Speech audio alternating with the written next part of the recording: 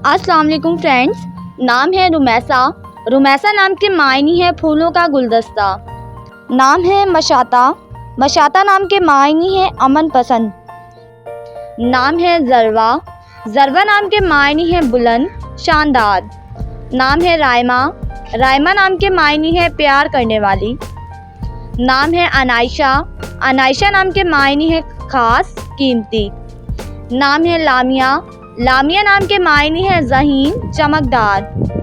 नाम है हानिया। हानिया नाम के मायने है खुशहाल। नाम है अरीना। अरीना नाम के मायने है बहुत तकद्दुस वाली। नाम है अज़वा। अज़वा नाम के मायने है रोशन चमक। नाम है नवीरा।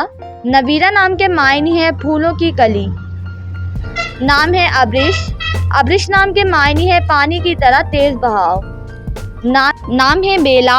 बेला नाम के मायने है अल्लाह की नज़र की हुई। नाम है अलीहा। अलीहा नाम के मायने है बुलंद रुतबा। नाम है अनम।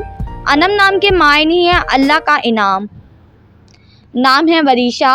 वरीशा नाम के मायने है खुशी राहत। नाम है रायना। रायना नाम के मायने है शहज़ादी जैसी। नाम है माइन। माइन नाम के मायने है ताज़ा पानी का सरचश्मा। नाम है अस्मा। अस्मा नाम के मायने है हिफाजत करने वाली। नाम है हमना। हमना नाम के मायने है हज़रत ज़ैनब की बहन का नाम। नाम है हिंजा। हिंजा नाम के मायने है अल्लाह का ख़ास तोहफ़ा।